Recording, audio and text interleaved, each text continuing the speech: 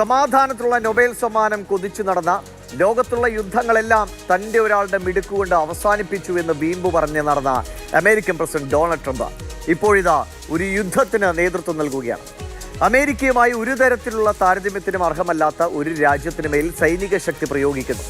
ആ രാജ്യത്തിൻ്റെ പ്രസിഡന്റിനെയും ഭാര്യയും തടങ്കലിലാക്കി നാടുകടത്തി എന്നതാണ് അമേരിക്ക ഇപ്പോൾ ചെയ്തിരിക്കുന്നത്. എന്ത് സന്ദേശമാണ് ലോക പോലീസിന്റെ റോളിൽ അമേരിക്ക നൽകുന്നത്? ഇന്നത്തെ പ്രൈം സ്റ്റോറി, സമാധാനം മറന്ന ഡൊണാൾഡ് ട്രംപ്. അമേരിക്ക വെനിസ്വേല ബന്ധം എന്നും ഐക്യപാത കൈവെടിയുന്നത് ഹ്യൂഗോ ഷാവേസ് വെനിസ്വേലൻ പ്രസിഡന്റ് ആകുന്നതോടെയാണ്. അമേരിക്കൻ സാമ്രാജ്യത്വത്തിനെതിരെ ഷാവേസ് കടുത്ത നിലപാട് സ്വീകരിച്ചതോടെ ബന്ധം വഷളായി. ബരാക് ഒബാമയുടെ കാലത്ത് അല്പം മെച്ചപ്പെടൽ ഈ ബന്ധത്തിലുണ്ടായെങ്കിലും അതിന് അധികം ആയുസ്സുണ്ടായിരുന്നില്ല. വെനിസ്വേലൻ ഡ്രഗ് കാർട്ടലുകൾ വലിയ വിപത്താണ് എന്ന നിലപാട് പുറമേ സ്വീകരിച്ചുകൊണ്ടാണ് കഴിഞ്ഞ കുറച്ച് നാളുകളായി അമേരിക്ക വെനിസ്വേലയ്ക്കെതിരെ തിരിഞ്ഞത്. അത് ഇന്നത്തെ യുദ്ധത്തിൽ കലാശിച്ചു.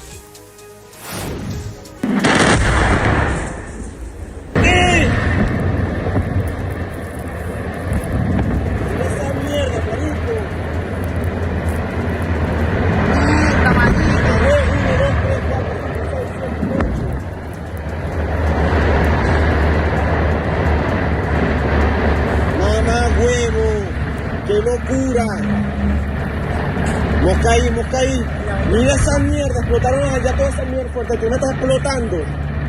Marico, se prendió el peo en esta mierda, ¿oyó?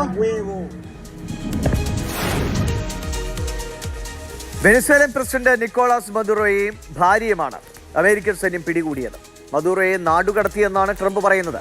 Maduro drug മാഫിയയ്ക്ക് നേതൃത്വം നൽകുന്നതാണ് ട്രംപിന്റെ ആരോപണം. എന്നാൽ വെനിസ്വേല ഇത് നിഷേധിക്കുന്നുണ്ട്. മദുറോ ജീവനോടെ ഉണ്ട് എന്നതിന്റെ തെളിവ് നൽകണമെന്നാണ് വെനിസ്വേലൻ വൈസ് പ്രസിഡന്റ് ആവശ്യപ്പെട്ടത്.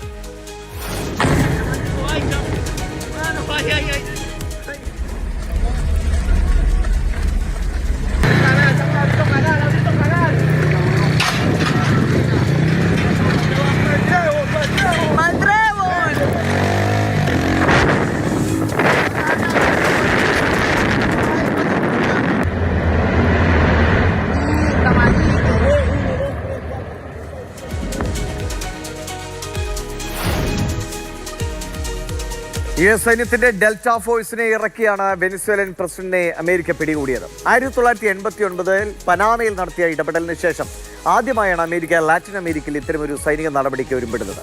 കരീബിയൻ കടലിടുക്കിൽ നേരത്തെ തന്നെ അമേരിക്കൻ യുദ്ധക്കപ്പലുകൾ വിന്യസിച്ചിരുന്നു. അമേരിക്കൻ ഹെലികോപ്റ്ററുകൾ കാരക്കസിന്റെ ആകാശത്ത് ഇങ്ങനെ ചീറിപ്പായുകയാണ്. കാരക്കസിലെ അമേരിക്കൻ ആക്രമണത്തിൽ 100-ലേറെ പേർ കൊല്ലപ്പെട്ടു എന്നാണ് പറയുന്നത്. അമേരിക്കയുടെ പക്ഷം ആ 100-ലേറെ പേരും drug കാർട്ടലുകളുടെ ഭാഗമെന്നാണ്.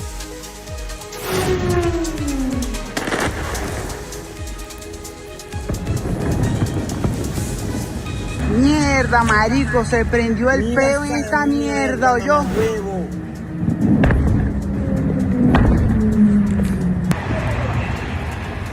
Mamá, huevo, ¿qué mierda es este?